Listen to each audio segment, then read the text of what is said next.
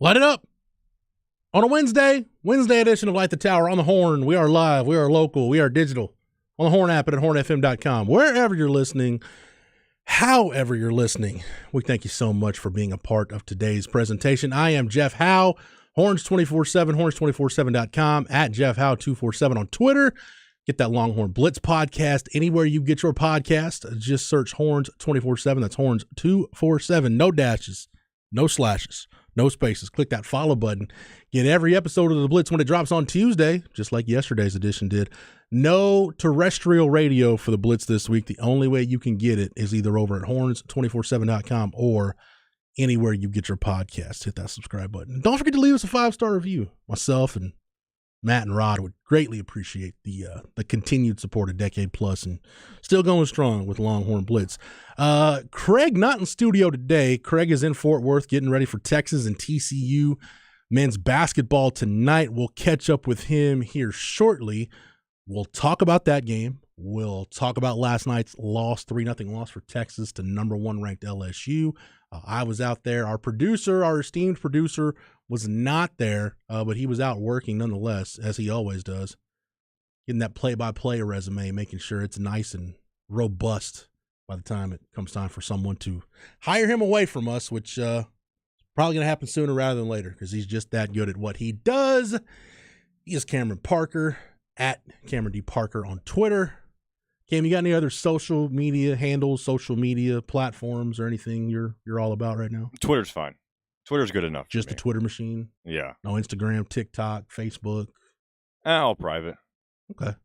No TikTok. Not in the talk. So I don't do TikTok. My wife does TikTok because my wife's a middle school, high school principal. So I'm serious. Like most of the disciplinary issues she deals with are kids sending her something that somebody else did on TikTok, somebody else did or said. Oh, God. In the B hall bathroom?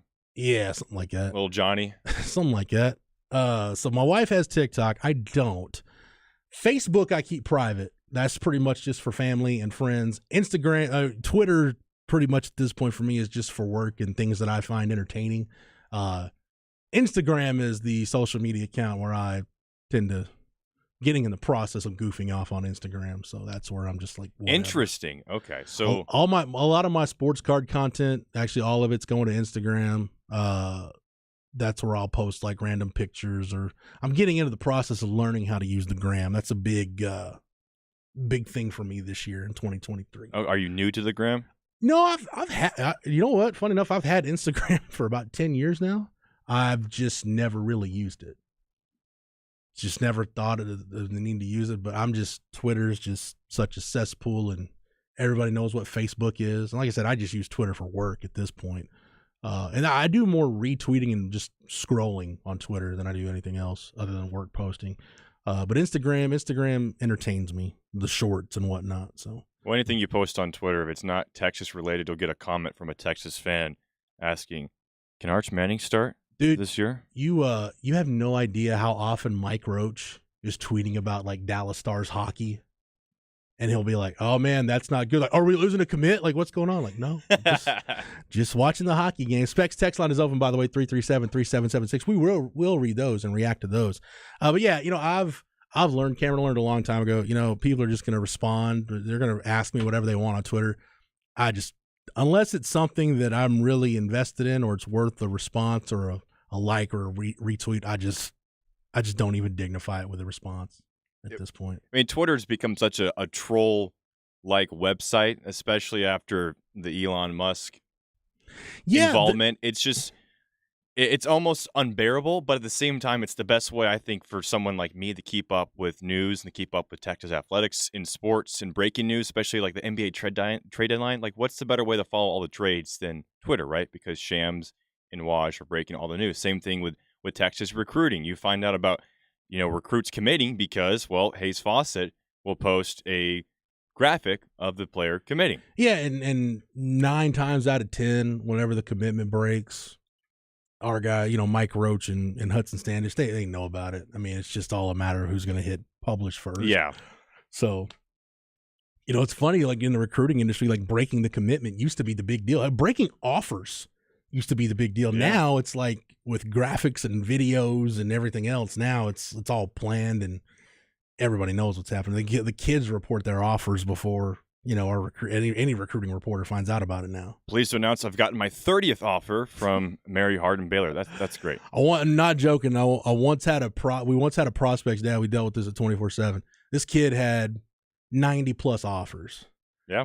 And his dad was upset that we didn't have his Tulane offer on his profile. Like, the system only allows us to list a certain number of offers, and at some point we just can't anymore. So sorry your Tulane offer doesn't get noticed, but just you got it. Just trust me. We've filled up every possible space here. You're getting DMs. Why isn't Western Kentucky on here? There's only so much bandwidth, Cameron. Only so much bandwidth you can deal with. We're waiting to hear from Craig Way. Until then, we'll take your feedback on the Specs text on again. Craig in Fort Worth getting ready for Texas men's basketball tonight. CB, I will not be going to the Big 12 tournament. It says, will you be going to Kansas City for the Big 12 tournament? Because if so, it's going to be lit. The Big 12 announced the entertainment that will be there. Have you seen that? No. Enlighten me, Cameron. I must have missed this morning during show. Oh, man. Fat Joe will be performing at the Big 12 championships. What? Yeah. It's turning into Longhorn limits, basically, but for the Big 12 championships. Brett Yormark's Longhorn a city genius. limits. Perfect commissioner for the Big 12. So is there anybody else? Yeah, CB tagged us on Twitter, I think, this morning. They just announced it. So Fat Joe, Grammy-nominated hip-hop legend per the Big 12 Conference on Twitter. DJ Diesel, who is, of course, Shaquille O'Neal, will also be performing. Bape, the artist, also performing. And then the national anthem will be no other than Jordan Sparks and Lainey Gardner, the country music star. They're going all in for the last year of the Big 12 that includes Oklahoma and Texas. Fat Joe left Atlantic, right? Yeah. Okay, just making sure. Rest in peace, Big Pun, by the way. That'd be nice if we could throw that back, but unfortunately we can't. But no, man, that's awesome. Yeah, so Chip is going to handle on the Horns 24/7 front. Chip will handle the Big 12 tournament because he'll cover the Texas men and the Texas women in Kansas City until they're done. And then I'll actually, wherever the men are for the first round, that's where I'll be, with probably at this point looking like maybe Denver or Birmingham. I don't know what would have to happen for Texas to get knocked out on one of those two places, but that's where I'm hoping to be. You're rooting for Denver, right? I mean, I guess Birmingham's closer, but to be in Denver is. I dig Denver. Plus, one of my best friends growing up in Florence, Texas, USA, lives in the greater Denver area, so it's always good to catch up with him whenever I can go to Denver. Denver's got an Austin type vibe to it a little bit. Yeah. Denver's one of those cities that a lot of the cool kids and the hipsters are moving to. So I dig Denver. It's cool. You ever been to Denver, Cam? I did. I went a couple summers ago. Caught a Rockies game. Beautiful ballpark. Beautiful sunset. Been to Coors Field. Love it. By the way, a little Denver travel tip since the wife and I went during Christmas 2021. If you're going to do the Pikes Peak sightseeing tour, wouldn't advise doing that in the winter when it's like minus 15 at the summit. So just file that away in case you want to make Denver a part of your holiday plans. But enough about holiday plans. We will get to that in a little bit. I'm sure we'll have time in the show to cover it. But we've got to go to the Vaqueros Cafe and Cantina Hotline. Joining us is the voice of the Longhorns, my broadcast partner, the MVP of Light the Tower, Craig Way. Craig, where are you reporting from in the greater Dallas-Fort Worth Metroplex this morning? Well, the nice thing is that when you have, if you're staying at the team hotel, it's a nice hotel. Of course, the Longhorns team hotel, and they've gotten used to doing this. Men's and women's basketball did it. Now, women's basketball league stays now at the Worthington, which is nice.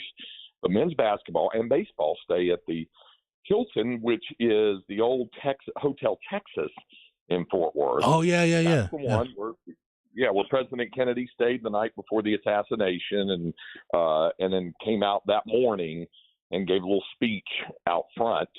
And there's a little Memorial Plaza there, which has like his speech there, on the engraved.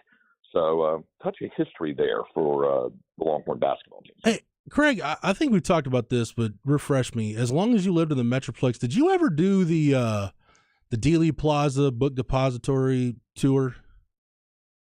The funny thing is, all the time I was living in the Metroplex, it wasn't yet open to the public. Oh, okay. And I got you. they had not yet opened it to the public. What they had was there was a JFK kind of museum thing not far from it, and I did do that once. But they did not open the 6th floor until after I had moved to Texas or moved to the Austin area. Gotcha. Okay. And still, I've been back there many, many times. There's no reason why I can't, if I have an opportunity to go there. I just haven't been able to do it. I haven't been able to have the time. I really need to do it, though. I've had a lot of people I know tell me, they've been up there. Bill Shoney, among others. Several others have been up there and done it. I just never have. I've done it, yeah. Sure I did it like probably about 10 years ago. I did it. Okay. Yeah. I'd like to do that if I could. Yeah, sure. that, there's two things, Craig, as a Texan, one to be proud of, one it's kind of maybe one of the darkest days in our state's history.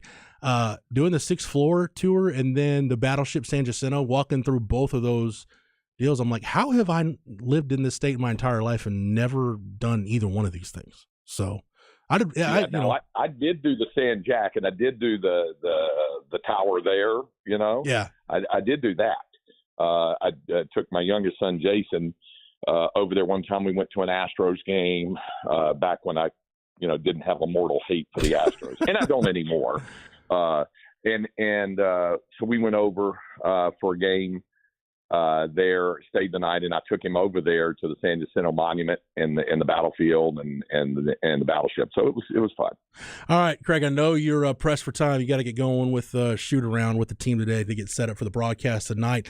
What is the vibe around this team right now? Because after Kansas beat Texas Tech last night, if this team wants at least a share of a regular season title in the Big 12, first since they shared one back in 2008 with Kansas, tonight is a must-win on the road at Schollmeyer.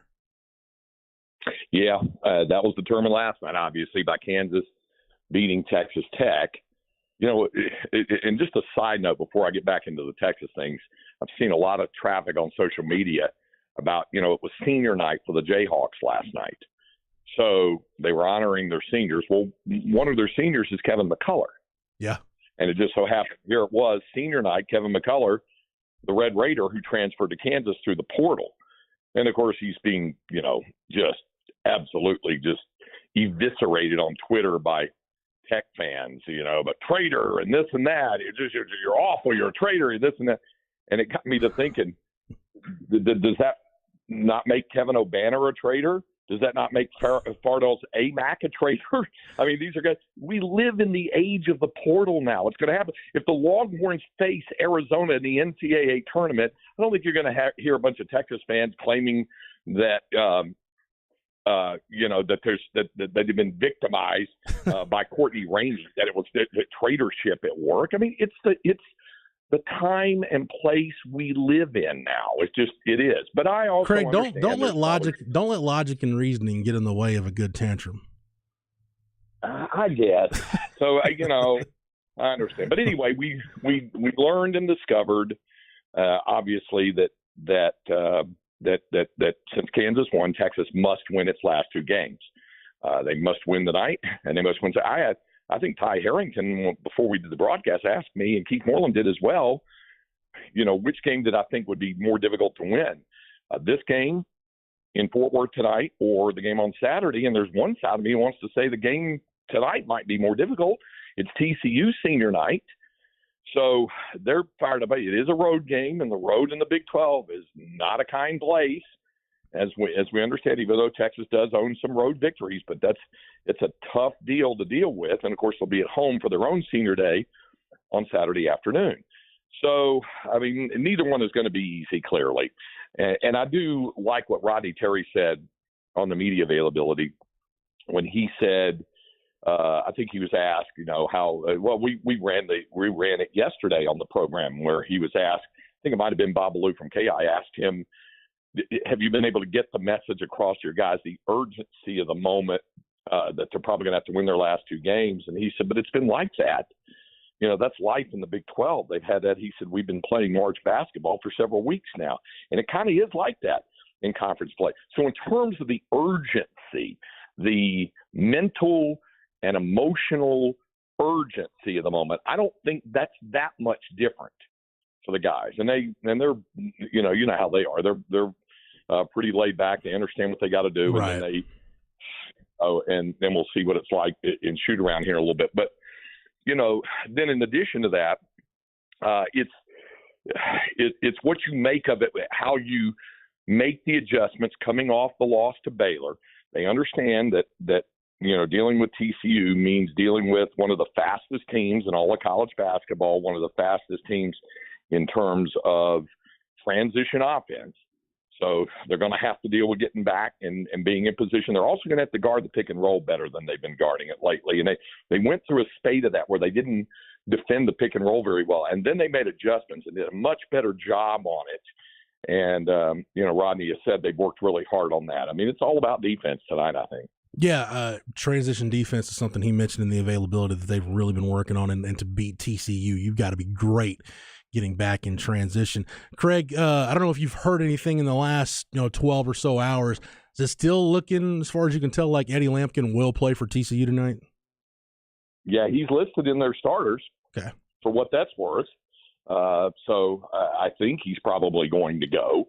And, that at this time of year, guys really want to play even if they're in the neighborhood of being able to go. And he does give them a presence. There's no doubt about it, what he can do. And in their wins, he's been a factor.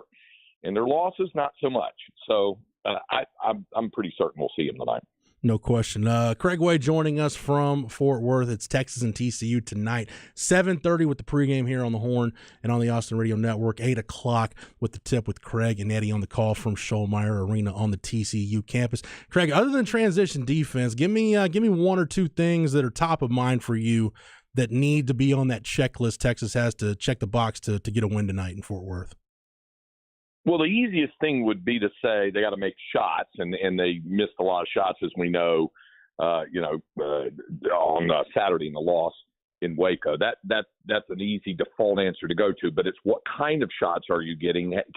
Are they? It's kind of like in the baseball vernacular, Jeff, when we talked to David Pierce about pitches for his pitchers, mm-hmm. and I'd say, how many innings would you like to get out of so-and-so on a given night, how many pitches? And he says, well, it depends on what kind of pitches. Are they stress pitches, or are they, is he able to cruise through? And we saw that from LeBaron Johnson in the 5 innings. So in basketball, are they rushed shots?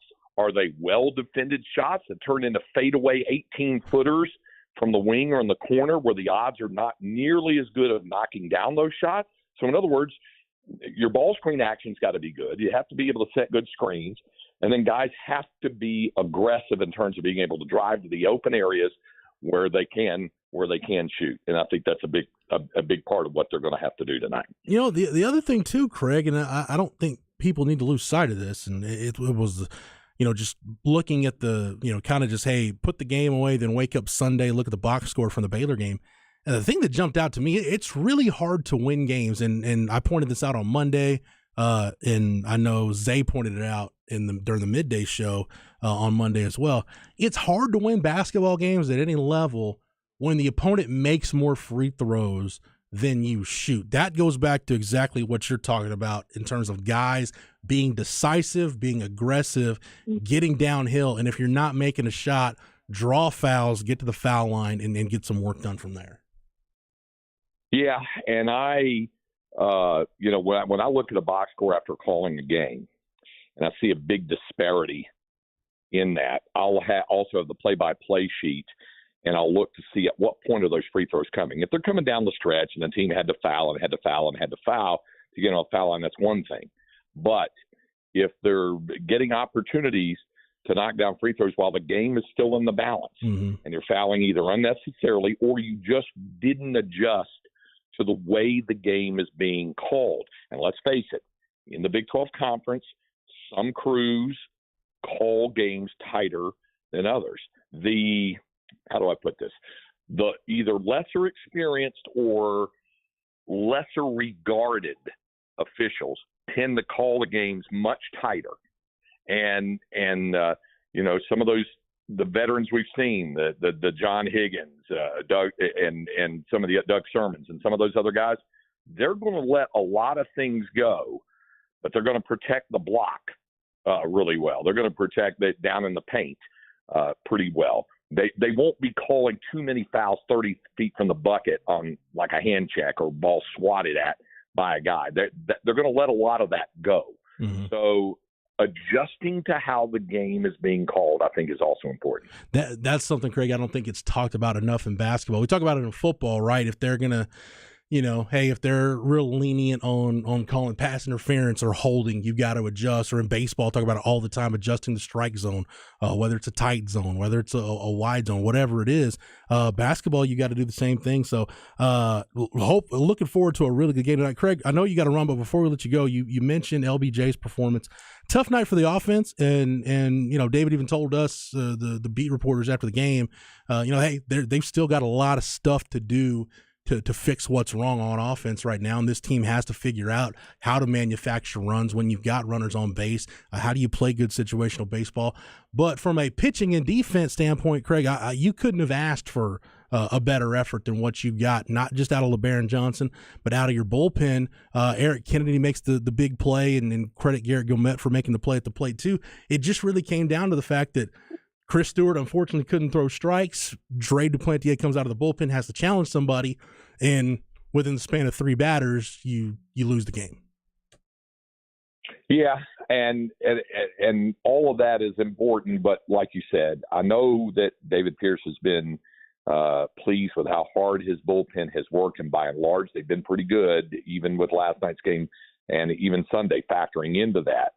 And the defense, other than the first couple of games where they had all the errors since then, they played pretty well. But the one thing that has been the common thread through a 3 and 5 start is situational hitting with guys on base in scoring position. That goes all the way back to the opener against Arkansas in every single game. Now, you can point out every single game in a college baseball game and say, hey, we could have gotten this guy home, or hey, they could have got the key hit there. There's things like that. But when it happens in multiple innings, game after game, that's what ultimately weighs on a head coach and the hitting coach and those who handle the offense about how do you get a guy to have that relaxed focus and intensity that you need to have when you're on the floor, when you're on the field, to be able to dial in. And Augie used to talk about that as well, about how just being relaxed but being focused and being able to dial in on the pitch you need to get.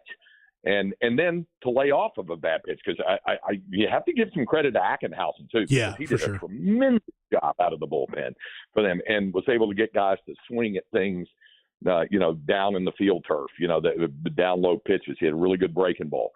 So you have to take all of that into account, and unfortunately, a lot of that just comes with time with young guys. A Jalen Flores or a Jared Thomas, who have all world potential, and can't wait to see them progress and be better hitters at the plate. And some of that is just the painful lessons of time. And that's what we've been talking about since the Open. With 19 newcomers, it's going to take some time to build up. This is not going to flip overnight. This will take a time. Now, unfortunately, you got to try to mix that in with wins so that you're not endangering your postseason. But during the non-conference portion of the season, if you're going to, this is the time to do it right now, is to get these guys better. The next stop is Fullerton, and they're going to have to deal with it in Fullerton, California, against Cal State Fullerton this coming weekend. You heard him calling baseball last night with Ty Harrington. You'll hear him tonight calling basketball in Fort Worth with Eddie Orrin. It's Texas and TCU, 7:30 pregame, 8 o'clock tip here on the Horn and on the Austin Radio Network. Craig, hope everything goes well setting up a shoot-around. Have a great call tonight, and we're looking forward to seeing you back in here in that chair across from me and across the glass from Cameron tomorrow. I will be there, and we'll hope for good things tonight. And I'll be back late tonight. We'll be ready to go tomorrow morning. Have a good one, Craig. Thanks. All right, there he is, the voice of the Longhorns, the missing third of Light the Tower today, Craig Way, live from Fort Worth, calling baseball last night. He's got basketball tonight. I don't think Craig is going to Fullerton, or maybe he is. I don't remember, but maybe. I think he's going up there for the Friday game, then coming back to call the basketball game against Kansas on Saturday. Cameron, you ready for that kind of schedule like the one Craig has? I'm on it right now, man. Pretty much, yeah. Where was your game last night? So last night I was up in Cameron That's Yo right, yeah. Stadium, or gymnasium. Excuse me. Did you find a place to eat? By the way, I didn't forgot to respond to you. DQ. Yes, I texted Jeff and Craig before asking any good quick bites to out in Cameron. Now, unfortunately, there was a big road closed, and I'm not very familiar with going out to Cameron, so that detoured me for about 30 minutes. And then, of course, as I was coming into the town, there was a train coming across, and I sat for probably about 20 more minutes. Gotta waiting. love that. So that was sick, but I hit up DQ afterwards. And yeah, solid. First time in DQ in a couple months, years, maybe. Been a minute. Been a minute since you had something to eat. What's your go-to at DQ? Not really food guy at DQ. I'm pretty much exclusively the Blizzard. Yeah. I don't really mess with the food at DQ. No disrespect if you do. I just prefer the Blizzard. Cameron, you ready to talk some Texas football? Let's do it. We're going to hear from David Pierce later on in the show. Again, recapping that 3-0 loss to LSU last night. Inconceivable. Cam's going to have your flex update next hour. But coming up next, our first edition of the Longhorn Notebook. Cam and I will talk a little Texas football. Less than a week to go until spring practice starts. We'll talk about that here when we come back on Light the Tower on the Horn, live, local, and digital on the Horn app and at hornfm.com.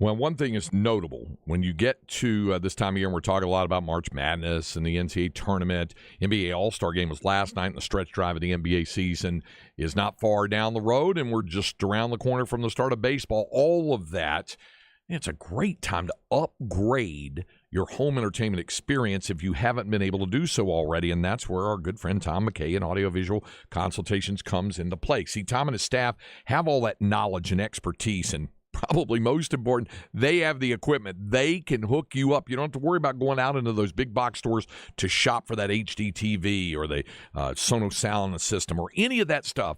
Tom and his staff hook that all up. They'll bring it in. They can do it with the no visible means of support where it looks really clean and no hassle with it as well. Not only that, they're very competitive in their pricing as well. They're not raising prices like a lot of other companies as well. Want to find out more? You can go to their website at avconsultations.com and then give Tom a call, 512-255-8678. That's 512-255-8678. Let Tom McKay and Audiovisual Consultations help you realize the home entertainment system of your dreams.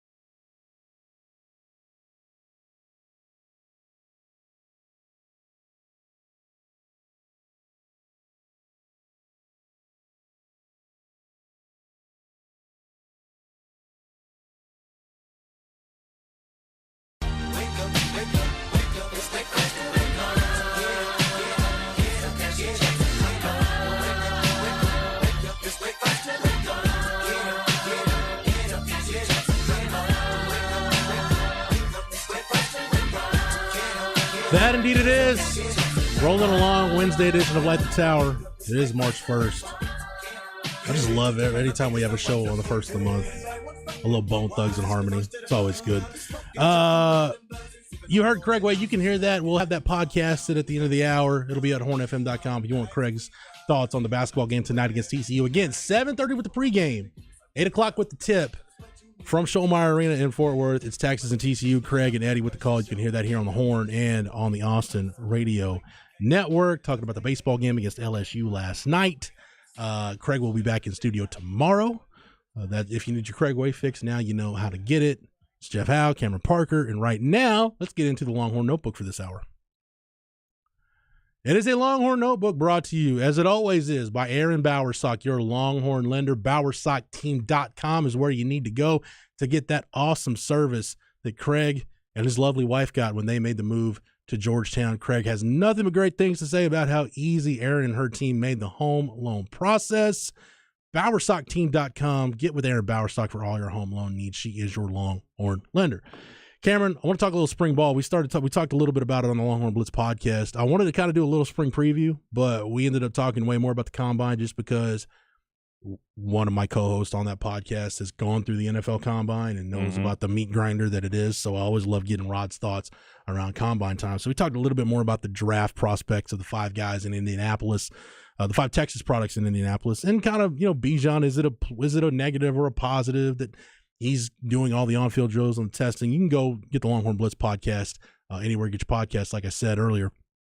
But we started talking about, towards the end of the podcast, started talking about spring football and talking about position groups or players that have you really intrigued during spring practice. And they almost have to take quarterback out of the equation, right? Because everybody wants to know how Quinn's development is going to go in the spring with a full year in the program, a full year in Sark's offense. Everybody's going to want to know how things are going with Arch Manning, even Malik Murphy. I think Malik Murphy's development going to be top of mind for a lot of people. But Cameron, I'll see if you're on the same page with Rod and myself and Matt. Give me a position group player, something that's top of mind for you that you'll be tracking from the start of spring practice on Monday through the spring game in April. For me, I would say probably either defensive line, since Morrow and Coburn's are gone. Interior or edge? Probably edge. Edge, okay. Go with the edge. And then, honestly, outside of Xavier Worthy, receiver position. So we've heard a lot about Isaiah Nair. How will he look coming off the ACL? What will he be at? Will he be at 90%, 80%? Can he reach 100%? Probably unlikely. And who else will step up? Is it going to be a good year from Casey Kane? He was kind of benched for a couple games last year, Jeff, and finally made a reemergence in the Alamo Bowl very briefly. After that drop in the Iowa State game, we didn't see him for a minute. I'm with you. Rod and I both look. Any spring, I'm always curious about the offensive line, but Rod said the offensive line because go look at just how Bijan Robinson and Roschon Johnson, how they maximized runs last year. I mean, Bijan led the nation in missed tackles forced. I think Rojo led the nation in, I'll look it up on PFF, but I think it was yards after contact per attempt. Roschon led the country. I mean, that's 2 backs that maximized every opportunity they got to run the football. And I think we saw in the bowl game a little bit, and I've criticized Sark's game plan for the bowl game, but there's no sense in going back down that road. I just felt like the offensive line, that was maybe the most disappointing aspect of the bowl loss, just the way they played, their presence or lack thereof. Just kind of the way Washington dominated the line of scrimmage when Texas tried to run the football, didn't get a lot of push.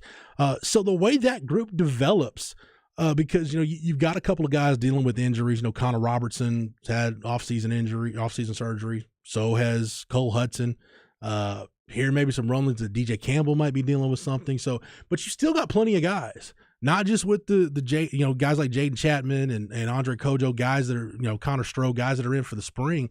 But think about a guy like one guy I've been thinking about, Cam. I want to see which of these young guys are going to rise, because not all of these guys are going to be here for the long haul. Some of these guys are going to realize they're unable to climb the depth chart. They're blocked. They're going to have to go somewhere else. Like a guy like Nato Ameozulu, right? Didn't see a lot of him last year, but I felt like in the few spots we did see him was really good. Is he a guy that can emerge as a legitimate depth guy or a starting caliber player. And Malik Agbo, kind of still an unknown. Not kind of, he still is an unknown. It was looked at more as more of a project guy. Kelvin Banks is right there to me with Jatavian Sanders as far as being maybe your most indispensable player on offense, like the guy that you can least afford to lose. I think it's kind of 1A, 1B with Jatavian Sanders and Kelvin Banks. Because I think even at quarterback, whether it's Arch Manning or Malik Murphy, I think there's enough around the quarterback that you can cobble something together. Man, if you lose Kelvin Banks, you have a backup left tackle that's an NFL caliber left tackle? No, you don't. Do you have a backup tight end that's a legitimate NFL caliber tight end that has the chance to be a day one pick, a first round pick? No, you don't. So I think those two guys are irreplaceable. And speaking about Kelvin Banks, Christian Jones coming back for another year. You've got Hayden Connor, Jake Majors. You're at least going to have 4 of the 5 guys available that started every game for you last year. But to me, it's just, can that group has to take a step forward. That group exceeded my expectations last year, Cam, but I had the bar set really low, knowing that you got a lot of new faces. There's a lot of turnover. We knew Kelvin Banks was good. I don't think anybody thought he was going to be that good that quick. I didn't. I figured it would take him some time to get going. I mean, you talk about him getting thrown in the fire. I mean, Will Anderson had some moments in that Alabama game, but it's not like he just dominated for 4 quarters. And a lot of that goes back to the job Kelvin Banks did. I want to see which of those guys rise. I'm with you on the edge guys because we talked about the edge position in 2021 and what a detriment it was to the defense. I mean, that group was a liability. I forget the number because I charted it. I think it was almost 7 yards a carry opponents average in 2021 on runs that hit from the C gap and out. Yeah, almost 7. I think it was like 6.9 and change is what opponents were averaging. It was brutal. Texas was on the edge. But, the presence of Barron Sorrell last year, being able to make plays, big year, really, really elevated that position. And, man, say what you want about Ovie Oghoufo. Ovie Oghoufo is a guy that, man, you never had to worry about him being on the field. Like, he was a serviceable player. But now Ovie Oghoufo's gone. You got Barron Sorrell back. Who's going to be that other bookend? Is it Justice Finkley? Is it Jamon Tapp? Could it be Ethan Burke? Is it Colton Vasek coming in from Westlake for the spring? I'm interested to see in terms of guys that intrigue me, sticking with that defensive line, how and where does Jere Bledsoe fit into this mix? Because I know you hear the reports, Cam, that we've got at Horse 24/7 and that other people have. Anytime you talk to sources about, hey, who's standing out, who's ready to make a jump, his name gets mentioned really, really quick in terms of a guy that just elite athleticism, didn't play his senior year of high school, but got in last spring. You could tell there was a learning curve, but really made strides throughout the fall and into bowl season. I mean, that's not just off the record stuff. I mean, Sark has mentioned him talked about it multiple times. He's mentioned Jere Bledsoe when talking about guys that have a chance to take a step forward. So I'm with you on the edge, guys, in terms of seeing who's going to step up to be that booking with Barron Sorrell. The only other position that I can think of that I'm really focused on, off-ball linebacker, and who's going to be that guy that replaces DeMarvion Overshown next to Jalen Ford. Is it a guy that I'm really high on in Mo Blackwell? Anthony Hill's talented enough to be that guy. Is a freshman ready to step in? Yeah, is he ready? And be that guy? Is it, does a guy like David Benda, we see this all the time, man. Guys, sometimes late in their careers, man, they just have that surge and they really haven't done anything for 2, 3, 4 years. And then all of a sudden, boom, they have that surge and they're players of significance their last year in the program. So David Benda's got a chance, but I'm thinking it's going to be more of Anthony Hill or Mo Blackwell, but that position is so key because Overshown did so many different things. You were able to move him around because of how good Jalen Ford was. I just feel like Mo Blackwell's got the skill set that can most replicate what Overshown brought to the table. A little bit different, but you talk about a guy that played that hybrid position in high school. He's been at safety. He's been at linebacker.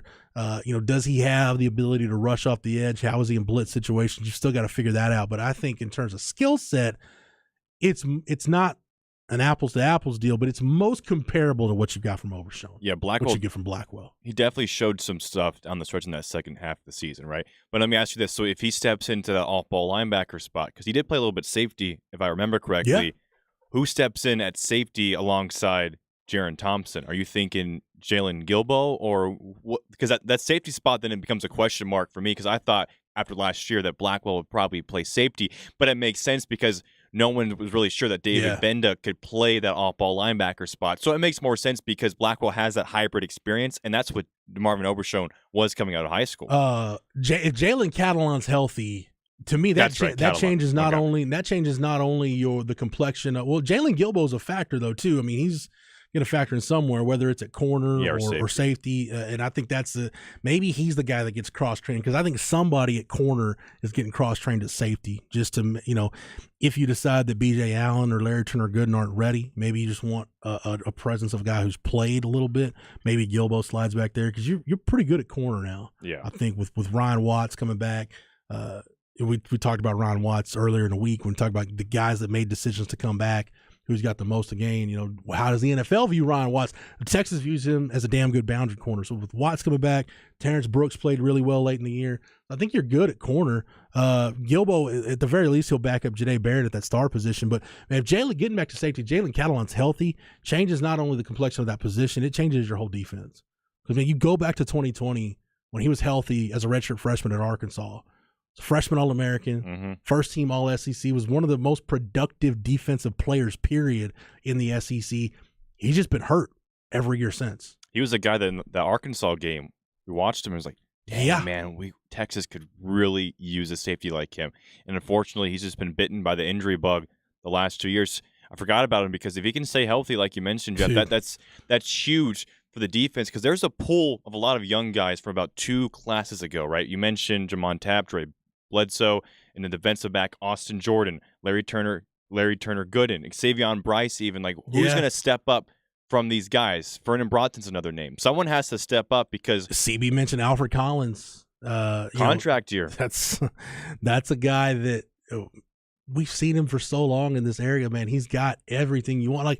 I think Alfred Collins, unless he just has an awful year, I think he's going to get drafted just based on measurables. Yes, he should. Somebody's going to take a flyer on him, 6th, 7th round. Someone will take a flyer on him thinking, oh, I can turn this guy into something. Yes. But yeah, Collins is a guy that, with what you lost, losing Anthony Cook. I mean, and think about it. Lost 4 guys, lost 4 DBs. Think about it from this standpoint, though. With the guys that we're talking about stepping up, that you really, maybe they haven't been in starting caliber. They haven't been in prominent roles, or you've seen them flash. They haven't put it all together. Think about this time last year. We were really curious how that transition was going to go for Anthony Cook going to safety. And other than Jalen Ford, Anthony Cook might have been your most consistent player on defense last year. Like Cook, Coburn, Ford, they were all in that discussion. He played with one arm, that Alamo Bowl. Played the last 5 games of the year with a broken forearm. I have nothing but respect for what Anthony Cook did in the second half of the year. So there's that part of it. And then, a guy like Keandre Coburn, I mean, we talked about it on the Blitz. I was sitting here a year ago saying, man, I think Coburn just played too much in 2021. I think Byron Murphy needs to probably get some of his snaps. Coburn needs to play less. And credit Coburn for putting in the work. Credit Bo Davis for getting him there. Keandre Coburn became a really productive, disruptive 3-down player. I mean, he was one of the better pass rushers in the Big 12. When you look at pressure rate and just raw number of pressures, I think he's 3rd on the team in total pressures last year. That's coming from basically a nose tackle that's able to get to the quarterback that often, that can punch the pocket and disrupt to that level, that he's one of your better pass rushers. So those were guys that we were talking about this time last year. We weren't sure what it was going to look like. I say the same thing for Deshaun Jameson at corner, coming off of a not good year in 21. So we saw guys elevate themselves last year, so it's certainly possible. But to me, Jalen Catalon's the key. And as long as you find somebody that can run with Jalen Ford at that off-ball linebacker position, you got a bunch of guys. Basically, Cam, here's where I am with off-ball line. I think safety, whether you put Gilbo back there or Barron, maybe you cross-train him, whatever, you've got enough pieces that you can mix around to have, at the very least, a competent secondary and maybe even a good secondary. With the pieces you've got, take Catalan out of the equation. I would love for Sark and PK and Jeff Choate to get to the end of spring practice and have a conversation between the 3 of them and say, hey, we like what we got. We don't need to go into the portal for off-ball linebacker or edge. With what we've got, we can not only get by, we feel good about it. Good enough that we don't need to add anybody from the portal. And that's the Anthony Hill effect, right? Yeah, Anthony Hill or Mo Blackwell. Or if you decide, man, maybe you can platoon both of them. Maybe you can kind of moneyball Overshown's skill set with those two guys. Situationally, they can do some different things, and maybe it's based on opponent. You might like one over the other. One might play more than the other. So you got the pieces, but this spring is going to be fun to watch just from a player development standpoint to see, can these guys that you need to rise to get to where you want to be, can they make those strides? All right, take a break, come back. Inconceivable, going to close out hour number 1 of Light the Tower on the Horn, live, local, and digital, on the Horn app and at hornfm.com.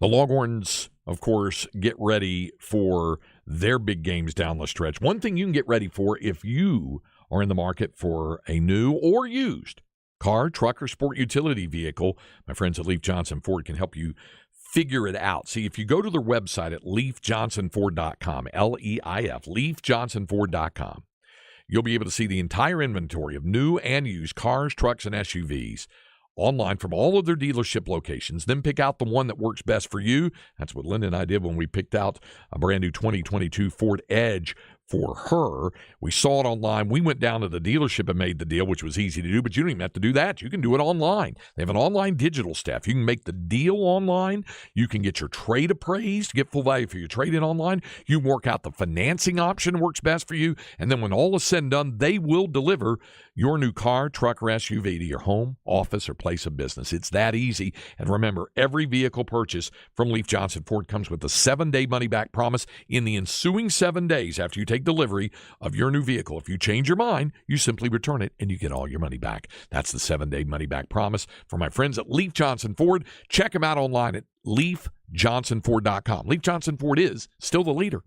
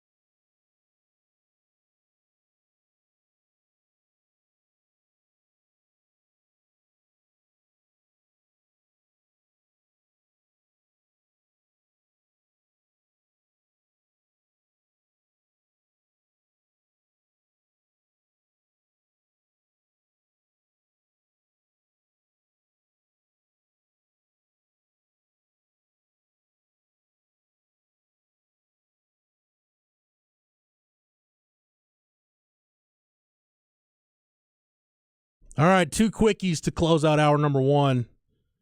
Cameron, how do you spell Jackie Robinson's first name? J. Yep. A. Yep. C. K. I. E. You are correct, which means you're better than New York City's Department of Transportation. Oh, no. The road sign for Jackie Robinson Parkway was spelled Jakie. Come on, man. Robinson Parkway, under a picture of the legendary baseball player, according to a report from the New York Post. Obviously, everybody knows Jackie Robinson broke baseball's color barrier with the Brooklyn Dodgers in 1947. This is one I hope Craig, being the diehard Dodgers fan that he is, was here to vent about, because I'm sure he would be irate. Scott Gastel, a Department of Transportation spokesperson, said the sign was replaced on Monday. Quote, "This spelling mistake is absurd," City Councilman Robert Holden said of the road sign typo on Sunday. Quote, "You don't have a few eyes looking at these signs? Question mark. DOT is a mess." Yeah, I'd say so. Jakey Robinson. Jakey Robinson. It kind of reminds me of the Boston mayor who always used to butcher names of Celtics and Patriots whenever they'd have a victory parade. Like, he was once referenced Kevin Garnett and Rajon Rondo as KJ and Hondo. Also referred to Adam Vinatieri one time as Jason Varitek. Yeah. Hey, I mean, come on. One's a kicker, one plays baseball. Give him a break. But you're the mayor of Boston. That would be like, I don't know, that would be like Steve Patterson messing up Jordan Spieth's name. Ooh. What was that gap? Oh, you don't remember? Was it the Fern Lundquist, Jordan Spieth? No, it was going, I want to say it was going into I want to say it was a Masters Sunday. It might have been a U.S. Open Sunday, but I'm pretty sure it was a Masters Sunday. And Steve Patterson tweeted, "Best of luck, Justin, on your Sunday round." Oh, brutal. There's some great mistakes for PGA Tour because they announce players every time they have the first tee. You have the Justin Donson one, which is one of my favorites. Always calling the player wrong. My favorite, of course, speaking of Spieth, Masters 2015, the year he won it. Fern Lundquist, of course, on the 16 green. Now putting Jordan Spieth. He ended up winning the Masters, but Vern is great. Shout out Vern, though. Steve Patterson, not so great. Cam, I like when teens or teens right now considered Gen Zers. Is that Gen? I don't know. Z? I've given up. Well, whatever that age bracket is, it's not too bright because they continue to out themselves as morons on social media. And I think it's hilarious when the law gets involved. New York police officers arrested 5 juveniles and 1 adult on Monday for damaging fences. Cam, are you ready for this? As part of the Kool-Aid Man TikTok challenge, Suffolk County Police said a homeowner in Center Reach, New York, heard quote-unquote loud noises around 1 a.m. on Monday. Surveillance cameras showed 6 males had kicked several sections of his fence down. The males, ages 12 to 18, returned just after 4 a.m. and ran through the fence simultaneously, police said. The prank was later determined to be a part of the Kool-Aid Man TikTok challenge, which mimics the iconic mascot of the popular powdered drink. The homeowner reported the incident to police. Officers observed a black Hyundai sedan. Not mine. Mine's in the parking lot here, and it was parked at my house at that time. Matching the description of a vehicle near the scene, the officers arrested the 6 males on Hammond Road around 4:15 a.m. Detectives later discovered that there were at least 2 other instances where some of the males damaged fences in Center Reach and Selden, both of which are in Suffolk County. 5 juveniles and 1 18-year-old were charged with several counts of 3rd-degree criminal mischief and 4th-degree criminal mischief. The subjects were released on family court field appearance tickets and are scheduled to be arraigned at Family District Court in Central Islip on March the 6th. Yeah, TikTok challenges are fun until it lands you in jail. So, yeah. Kool-Aid Man, like, is that why UT banned TikTok? Because students were doing the Kool-Aid Man challenge. I know it's not. But. Yeah, I would like to think so. They nipped that in the bud before it got to that point. I just eating Tide Pods. And that was the downfall of fences. social media, right? Charlie Strong was right, man. Social media gonna be the downfall of society. Who knew Chuck Strong had so much wisdom in his words? But yeah, it is very much true. All right, that's gonna do it for hour number 1. Hour number 2 of Light the Tower coming up next here on the Horn, live, local, and digital on the Horn app and at hornfm.com.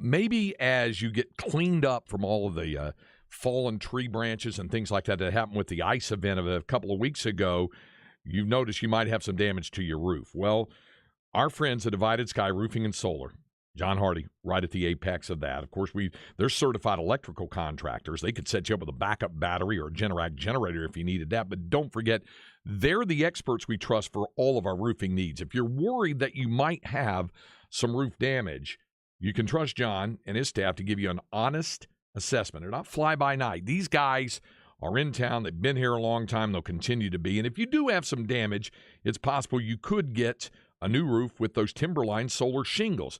If you think that solar is just too expensive, check into it. You'll see how the prices have fallen for that. And all solar products are also eligible for a 30% tax credit. No money down and as little as $100 per month. With solar shingles, you own your own power. You pay yourself each month, not the power company. It's just a 15-minute phone call or a virtual appointment online with Divided Sky to give you all the information you need on a new roof with solar shingles. Get in touch with them today. The number is 512-995-ROOF. It's TEC license number 37397. Check them out on the web as well at dividedskyaustin.com.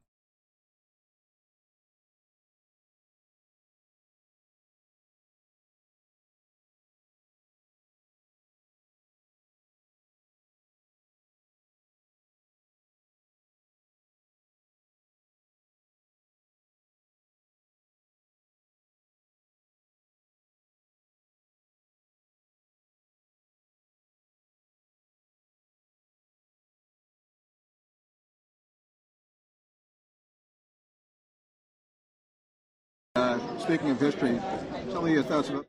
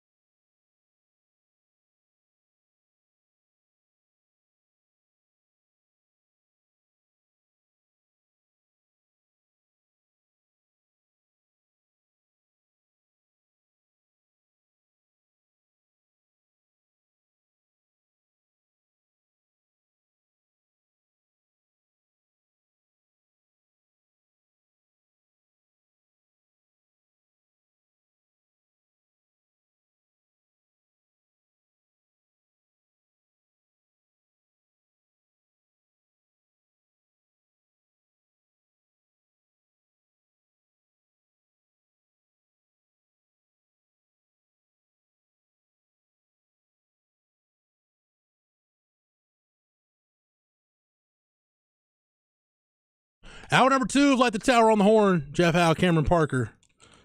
Cam, have you rummaged through the freebies that we get at the station? Occasionally. Somebody snagged all the Nolan Ryan bobblehead dolls that were sitting in the background. Yeah, I was actually going through those for the show today. I'm going to get one of those Charlie Pride bobbleheads, though. There's about 40 of them in there. Yeah, I don't think anybody's going to miss one. I don't think anyone even knows who Charlie Pride is in this building outside of a few people. Oh, come on. Do you know who Charlie Pride is? A little bit. Okay. Can you tell me what Charlie Pride is famous for? I cannot. All right. He's a very famous country singer, but okay. So you might want to go. Yeah, home. I don't listen to country, Jeff. I'm sorry. Hey, what was your homework for me last night that I forgot to do? You said homework. You had some homework for me. Think about that. Marinate on it, because I don't remember what it was. You asked me to do something. I did.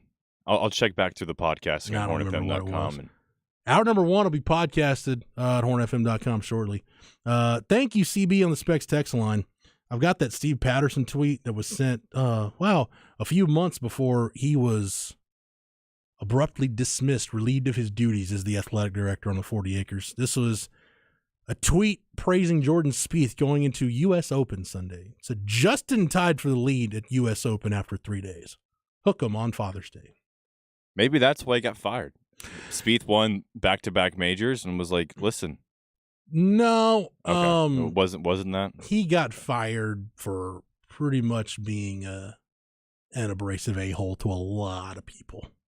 A lot of people. I haven't run across anybody that works in the athletic department or on the booster side, coaches. I haven't run across anybody that really has a good thing to say about Steve Patterson. I was telling you the one and only Steve Patterson story I have was 2014. I think it was the Fan Appreciation Day at the Irwin Center. You do the pictures, right, with Charlie Strong. Charlie Strong, very nice guy. Patterson, he's standing around at the corner near it. He kind of away from everyone, doesn't want to be near the media, the fans and stuff. And my uncle's like, hey, that's Steve Patterson. I was like, oh, okay. The guy's going to save Texas athletics. Let me go meet him. As a naive 12-year-old. Worst breath I've ever smelt, Jeff. I mean, damn, Brutal. Steve, you got a Tic Tac or something? Brutal. Was that just an outlier, or was that from your experience? I don't know. I mean, I don't recall Steve Patterson having just horrible bad breath, but You know who doesn't have bad breath? CDC. Good breath. you know who I bet doesn't have bad breath either? I bet Sark doesn't have bad breath. No. He's way too clean cut, and I don't think his wife would let him. I'm pretty sure the missus might just, make sure he's fresh and clean, both in terms of what he's wearing and his breath before he leaves the house. Yeah. Steve, did you use the mouthwash? No. I've never seen. I don't know if you notice these nuances, Cam. I do sometimes, depending. Like I try to observe like coaches' tics during games. Like Tom Herman chewed like an absurd amount of gum. He did. I've never observed Sark chewing gum during a game. I feel like 90% of the game, Sark is crouched down, looking at his play sheet. Yeah. And that's about it. We've seen Will Muschamp bleed from the face. Definitely seen that. Muschamp must have been the most fun to watch from a Texas football coach, right, during the game. Because I don't think.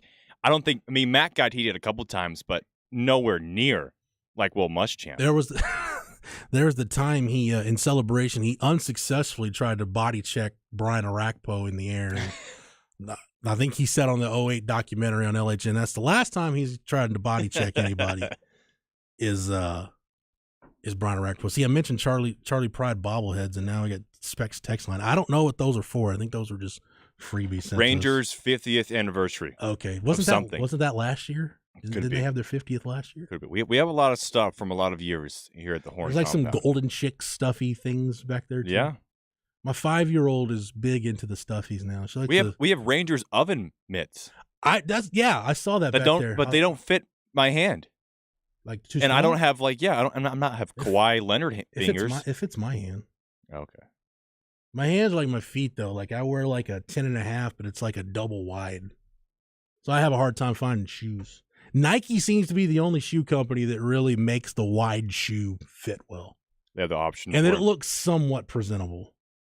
New Balance is the same thing. That's why I love wearing newbies, because it allows me to still dress like a frat boy, even though I'm removed from college, and also lets you get the wide option on the feet, because I'm the same way, Jeff. Like this message from Stoner said, we fired a good number of abrasive a-holes. He was an abrasive a-hole that was terrible at his job. Okay. So not only was he not liked by anybody because of the kind of person he was bad at his job too. Do we still have that blended 6% drop in the system? That might be on an old Brad Kellner file. I don't know. But like anytime for a long time, Steve Patterson got referenced on this show. We talked about raising ticket prices, and it was talking about a blended 6%, which I don't know.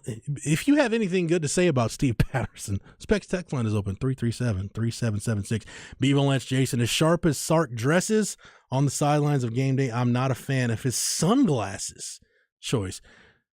Beaver Lance Jason, you talking about the in-game sunglasses? That's I'm pretty sure, Cam, you might correct me if I'm wrong on this. I'm pretty sure with the school's Nike contract, Sark just has to pick from whatever Nike eyewear is available to wear on the sideline. I mean, I'm pretty sure if the Nike reps caught him wearing Oakley or something else, I don't know what sunglasses are fashionable at this point, but I'm pretty sure it's got to be whatever Nike has offered up to the school and the coaches for that year. He's got to roll with that. If he was wearing Ray-Bans. Beaver Lynch Jason is talking about sideline wear. I'm pretty sure that's a Nike contract. Yes, it's Nike sunglasses.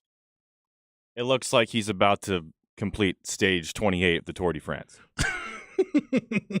Like the fisheye, the kind of like the bug eye lenses. Yeah, kind of. I still dig my style of sunglasses are like straight out of like 1997. Like I just like those style of sunglasses. I've never owned a pair of. Yes. Thank you, Cam. We need to make sure that's that's at the ready at all Blended times. 6%. Blended 6%. Yeah. See, now everybody's bagging on Sark sunglasses. So I don't know, but anyway, Cam, let's go ahead and get to this David Pierce audio from post game last night. Craig and Coach Harrington were on the call last night for Texas and LSU, a 3-0 loss. LeBaron Johnson was lights out. David Pierce told the beat reporters that it was Friday night stuff anywhere in the country. And, I talked to Jay Johnson, the LSU head coach, after the game. Cedric Golden and I went over and talked to Jay Johnson, and he was talking about LBJ. He said, they knew he had a big arm. They knew he could run it up, mid to high 90s. He said what really took them by surprise was his splitter and his slider were much, much sharper, much more potent pitches last night in person than what they had seen on film and studying him. So that's a credit to LBJ. And LBJ even said after the game he was really focused on strike one, trying to get ahead. And even when he got behind in counts, we saw him be able to work back. If he'd start 2-0, 2-1, work back, get a full count, and put guys away, a career-high 9 strikeouts. That was unquestionably the highlight, but there were some lowlights anytime you lose a ball game 3-0. And this is David Pierce talking about all of that, the good, the bad, and everything in between from a 3-0 loss to LSU last night with Ty Harrington and Craig Way on the postgame. Hey, Coach, obviously a great crowd tonight. 2 traditional great powers in college baseball. The setting was, the weather, everything was wonderful. The setup was good. Obviously, you guys wanted to win, but it's the number 1 team in the country. They played well tonight, and you know what it is in games like this. It can come down to one hit, a couple plays that decided one way or another. And so your thoughts on tonight's game? Yeah, I think you summed it up. It was just a great atmosphere for college baseball. You look at this place and just the enthusiasm from the fan base, both fan bases, and then the number 1 team in the country for a reason. That's a really good baseball team, and we punched them out 16 times, and it says something about LBJ and some other guys in the bullpen, but we just got to keep getting better. I think we had a great day of our pregame work, and that's our goal. We're going to keep getting better, and we're going to keep grinding it out. And LBJ was unbelievable tonight, obviously. Tell us what the transformation has been in your mind to get him to where he was. The number 1 team in the country to punch out that many guys from where it was a year ago to today. The transformation moving forward with him has been what? Yeah, you started seeing some signs. He went up to the Cape this summer, and then, I think he and Woody have just hit it off really well. Such a great bond there, and they added the split to go with the slider and his fastball, and I just give both of them the credit. They've done a great job together. no rest for the weary. A couple days of practice, and then you go hit another historic program in Fullerton in California. Tell us your thoughts moving forward. Yeah, it's a challenging week for us. We're excited to go out. Our typical Wednesday workout tomorrow, and then turn around on Thursday and fly out. We get a practice on their at their facility, and get ready to compete Friday. I'll go back. By the way, big shout out to Coach Harrington for the great job with that post game interview. Coach and Craig were on the call last night. My thing with this baseball team, Cam, and I agree 100% with what Craig said. This thing's not going to get flipped overnight. It's definitely a work in progress. You got a portion of the schedule coming up where you've got some winnable games. Fullerton's a solid team. That's not the Fullerton team. It's not the great teams Augie had or the great teams George Horton had. Not that caliber of opponent, but Fullerton's still a good, solid opponent. It's traditional power. If you go win that series, Texas fans, I think, will respect it just because it's Fullerton. But after the Fullerton series, you're hitting a portion of the schedule where it's Sam Houston, Mercer in a double midweek. The double midweek with Sam and Mercer. 3-game series against Manhattan, double midweek with North Dakota State, 3-game series with New Orleans, and then a midweek against UIW before Texas Tech comes into town the 24th, 25th, and 26th for a 3-game series, and then you got the midweek with A&M. So you've got 2 series and a couple double midweeks to really figure some things out and maybe at the same time pile up some wins.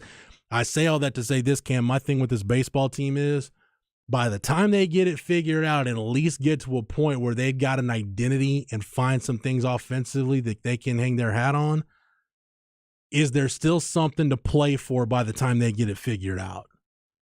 I don't know that they'll get it figured out by the time conference play comes, but if they do, that would be great to really find themselves, start piling up some wins, and have some confidence going into conference play.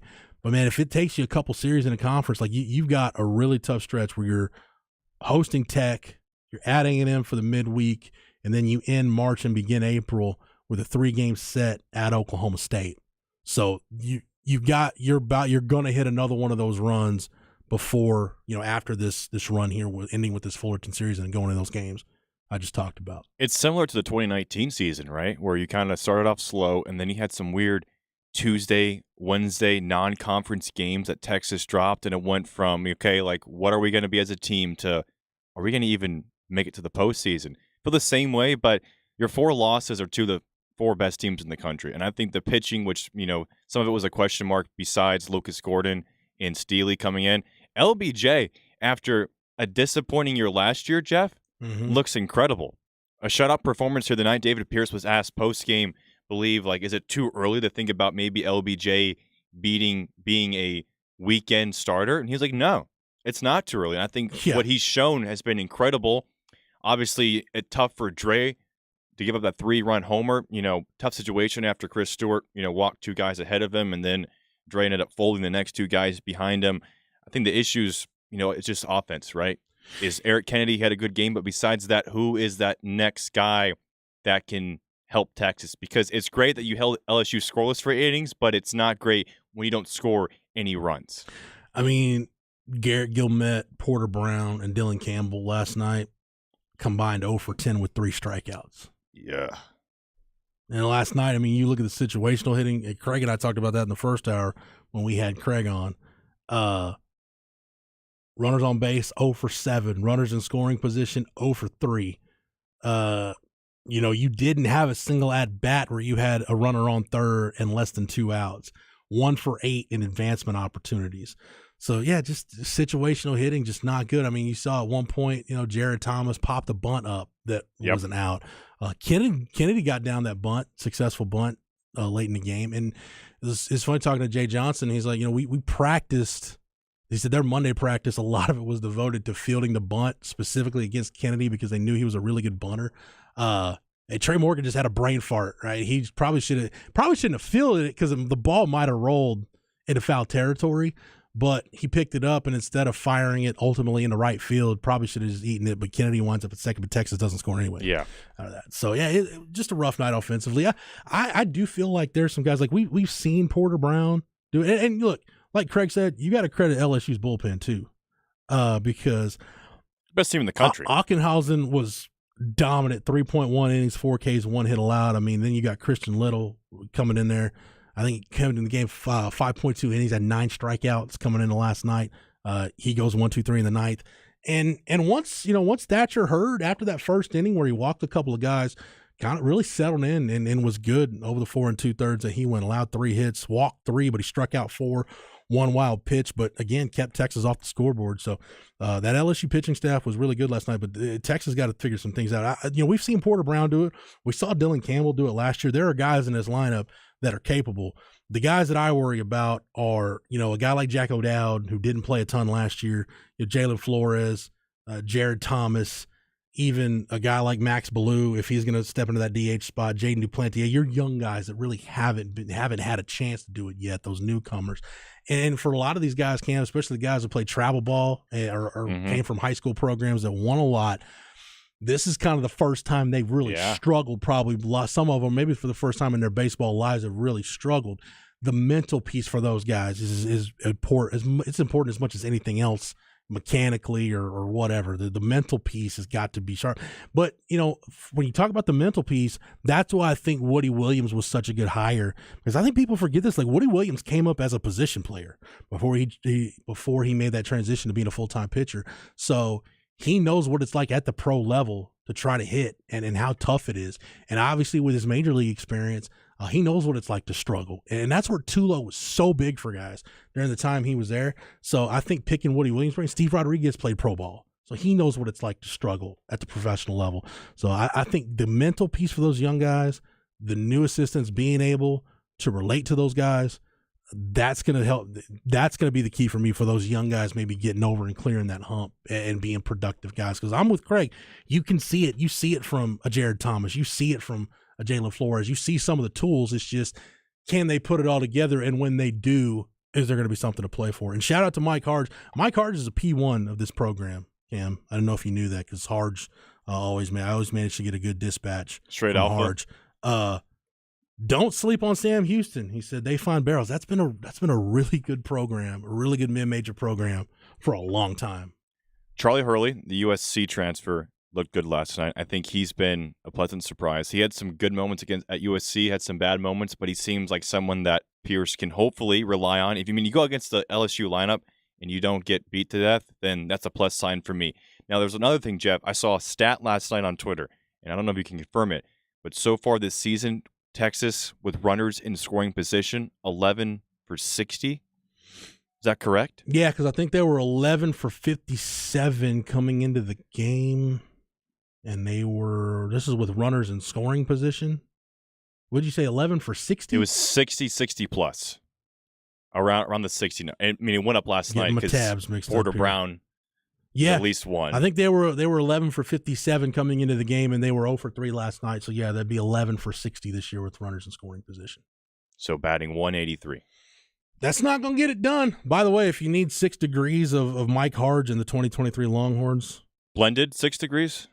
Not a blended 6% of degrees, but just 6 degrees. Actually, it's 1 degree.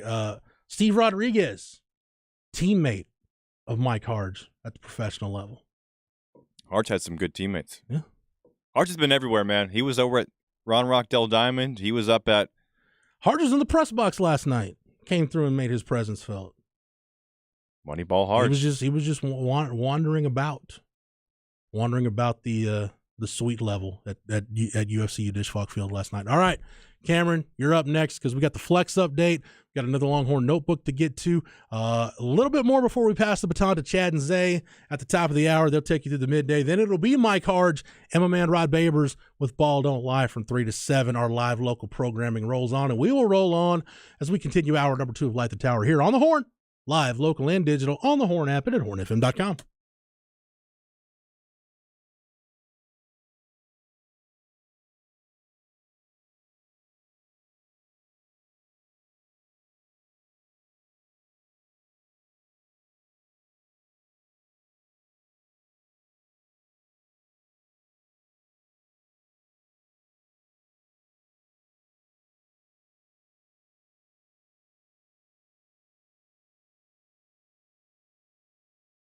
Fellas, why not get your health in good shape, especially if you're weighing more than you want, if you're, I don't know, in that 250 to 300 range on the weight scale. Well, Total Men's Primary Care can help you regain control of your life and your weight. How do they do this? It's a combination.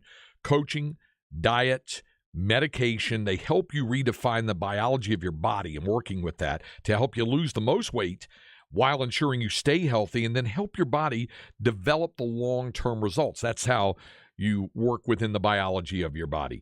And it's pretty easy, really. You go online to totalmens.com. There's a yellow button that says book an appointment. You click on that, and then you can make an appointment at any other 20-plus greater Austin area locations and be seen that same day by you or family member. You can make that appointment as well. So again, go to totalmens.com, click on the big yellow button to book an appointment. Total Men's Primary Care is the doctor's office just for men.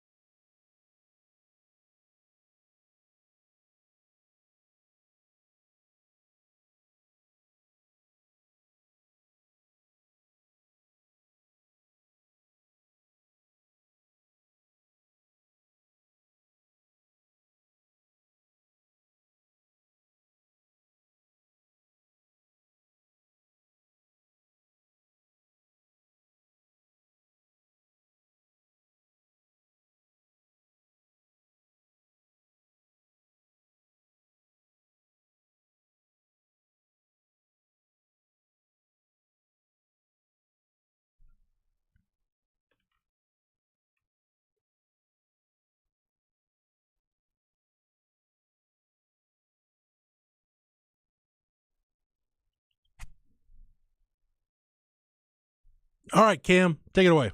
Yeah, so we got a couple of specs techs asking for a quick rundown of the scores last night, Jeff. We'll go ahead and start with the 6A. Last night was the regional quarterfinals of the UIL boys basketball playoffs, and a couple great matchups. I think we got to start. Well, I mentioned 6A. So Rouse falling by 2 points to Veterans Memorial in a nail-biter, 46-44. So they've been knocked out.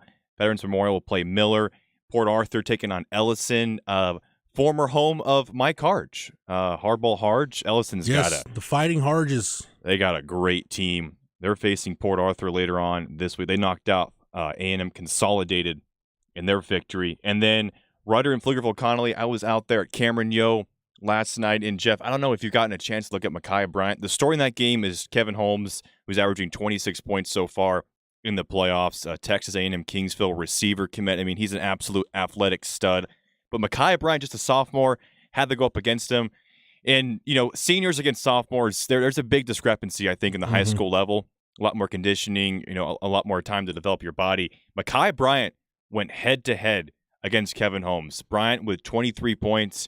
John Howie's first year at Connolly just couldn't handle Kevin Holmes defensively, but offensively, they were there to answer, and I think it's a great sign for Connolly going forward. A young team, Kendall Wright, a sophomore guard as well. Micaiah Bryant will be back, and I think Micaiah Bryant is a kid to watch out for these next 2 years, but they follow Rudder. Rudder will take on Fort Bend Marshall later on this week in the regional semifinals, and then Bernie champion First Corpus Christi as well. 5A last night, the game of the week possibly, Buda Johnson and Stony Point. Our own Zay Collier was out there with Roger Wallace on the call for KBVO. Tied up at 21 early on in the 19-2 run from Stony Point and Coach Antoine Thompson. They went on to win that game by 19 points. Josiah Mosley again, Jeff. 20 points. I mean, that kid is an absolute stud. 18 points, I believe, from Sam McKinney. Had a couple three-pointers, but Stony Point just able to pull it out. 18 points, for McKinney, 12 for Hairston, but Uzziah Bunton, I think he had 18 or 19 points, the son of Paul Bunton on the coaching staff. He's a really fun floor general to watch, him along with John Eric Mosley and, of course, Josiah. So they advance to the next round. And then, of course, the San Marcos Rattlers, Malik Presley, 17 points last night. Caden Gums, 14. Rattlers knocked off San Antonio Reagan, 62-48. And now, believe they will face San Antonio Warren on Friday. And, of course, Stony Point will be playing later on this week as well. And then I believe just some quick 4A scores for you. I think Fulshire was playing last night. Double check that. Bernie and Somerset will be facing the regional semifinal. Silsbee and Fur. And then Stafford taking on Pleasanton. Center versus Washington at Bryan High School. Awesome job, Kim. Thank you for running that down, sir. Yeah, I keep talking about 6A Region 4, and we're on the verge of, let's see. Yeah, they haven't transferred that over yet. So we've got, like you said, Stony Point taking on San Antonio Brennan, and we've got San Marcos taking on Warren in the regional tournament. Yeah. Depending on what time that game is. 7:30. No, I'm talking about the Saturday game, whatever time that regional final is on Saturday. Because I don't think I'll be able to make it just because of the time of the Texas-Kansas game. I would love to be there for a San Marcos Stony Point regional final. And I believe that'll be played at San Antonio's Northside ISD, which is a good facility. I think last night's Stony Point Buda game had 2,000 fans packing at the Burger. Blossom Athletic Center? Yeah, the Blossom where they have most of the state championships, everything. That'll be a fun game to watch. That's the Austin area updates. And, of course, San Marcos and Warren. So those are the two teams still alive on the 6A side. I believe 5A with Rouse being knocked out, they're done as well, along with Pflugerville Connolly. So if you're looking for, Ellison, which is Killeen. Do you consider Killeen part of? Yeah. Okay. It's part of the flex area. We got three teams in 5A and 6A for the boys that are still alive. And Stony Point, man, it would be fun if we could get a Stony Point San Marcos matchup. Don't be having people on Elms Road there in the 254 getting mad at you, Cameron, for leaving Ellison out of the. Hey, I'm still trying to learn geography here. Craig was throwing out random names yesterday in the flex segment. I didn't know what he was talking about. Elms Road to W.S. Young. That's how we used to have to go to the Killeen Mall back in the day. Clean mall. Killeen Mall, yeah. It's the closest mall to Florence. Every now and then you go to the movie theater in Killeen. Sometimes you make it over to Round Rock. Yeah, with the Not a whole outlets out lot. there. Not a whole lot in Florence, Cam. You either got to go to Georgetown, Round Rock, or you got to go to Killeen to get stuff done. So, yes, shout out everybody in the Killeen Fort Hood area listening to the show, and wherever you are, thank you for listening to the program. All right, thank you, Cameron, for the Flex update. Let's go ahead now and get to this hour's edition of the Longhorn Notebook. It is a Longhorn Notebook brought to you by Erin Bowersock. She is your home loan lender. BowersockTeam.com is where you need to go to get the same easy process that Craig and Linda went through when they made the move to Georgetown. Craig has nothing but great things to say about the job Erin and her team did to get them into their new home. It is a seamless, stress-free home loan process dealing with Erin Bowersock. BowersockTeam.com. She is your Longhorn lender. All right, Cameron, we were talking about Texas football in the last Longhorn Notebook, and just a little recruiting nugget to throw out there. Actually, I do want to mention I can't play the audio because I can't find clean audio of this, but Will Anderson, I mentioned Will Anderson earlier when we were talking about Kelvin Banks. Will Anderson was asked at the Combine who's the toughest player he played against in college. And he said Bijan Robinson. Cam, I don't know if you can find clean audio of this. I couldn't. I looked on Twitter, and the clip I found, I just couldn't find a clean version of it. And I don't mean clean by there was cuss words in it. I mean it sounded pretty distorted because somebody was shooting it on a cell phone standing back from Will Anderson. But he said Bijan Robinson was the toughest player he played against in college. Yeah, let's see what this audio sounds like. This is Will Anderson when asked who's the toughest player he played against during his time at Alabama.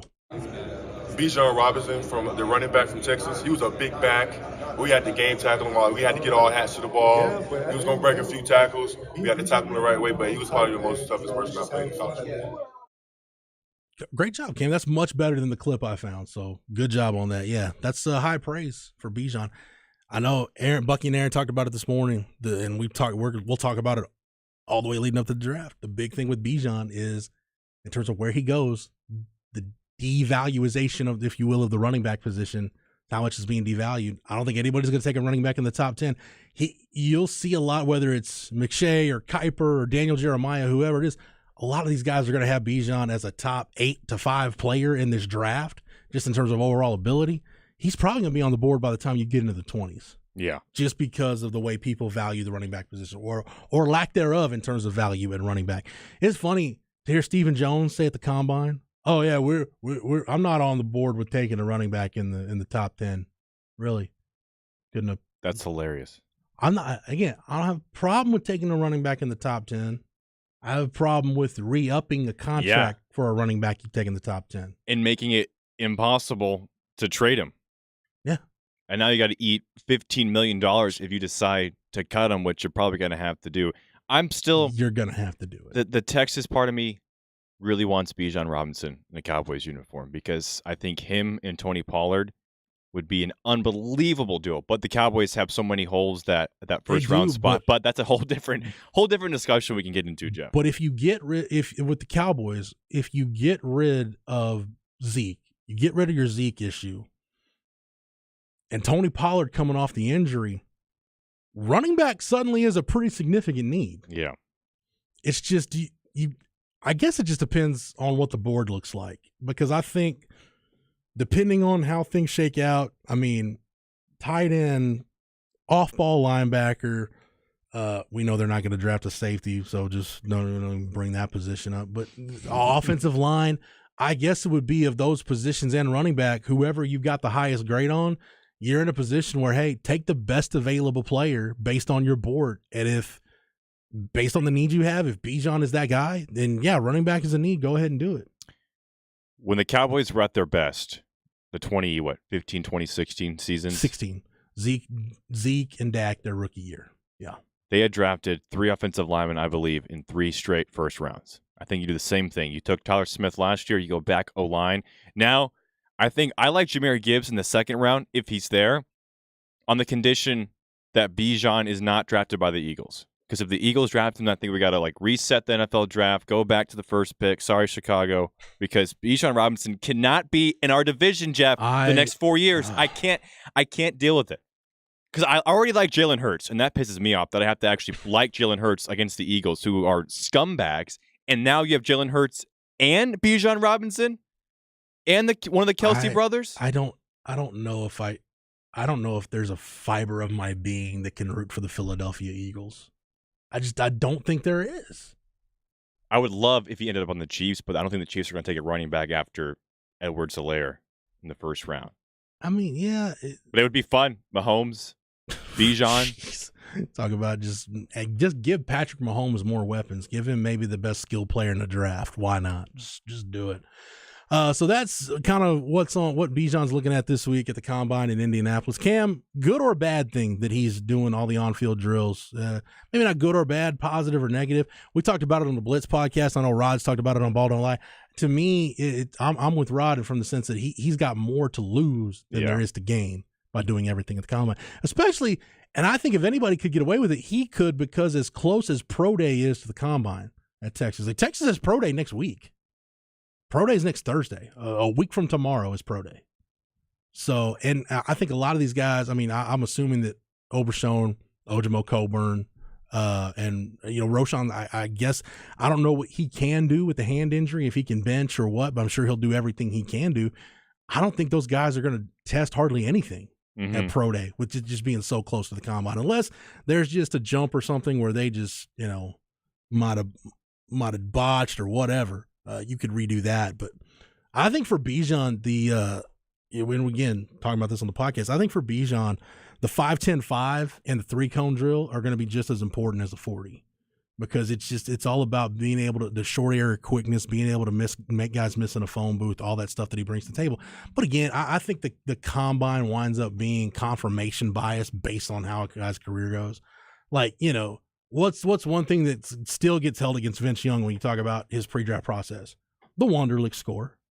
And VY's even said in recent years that he didn't study and prepare the way he should have.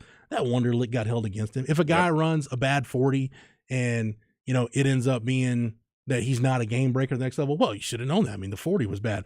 Or even like Jerry Rice, the greatest wide receiver ever, was like, yeah, man, Jerry Rice ran like a 4.8 at the Combine. It was really like a 4.65 or something like that. But, hey, Jerry Rice was one of the slowest wide receivers ever. No, he didn't run a great time, but it's not like Jerry Rice was slower than molasses. It's just one of those things. I don't know. Like I said, it ends up being confirmation bias more than anything. But we'll follow those guys as they go through the Combine. I think Monday's probably when we'll have the big information dump based on what happens over the weekend. My only thought, Jeff, is that the reason why he's going through this is because he thinks that maybe if he tests well, which I don't see how he wouldn't test well, it will rocket him up the leaderboard. Solidify him as RB1 in the draft. But even make him top 20. Because obviously the whole point of him wanting to be drafted higher is more money, right? More guaranteed money. And I think with a lot of guys who will probably sit out, I know Bryce Young is sitting out the Combine, and I understand why. He's going to probably be the top quarterback drafted.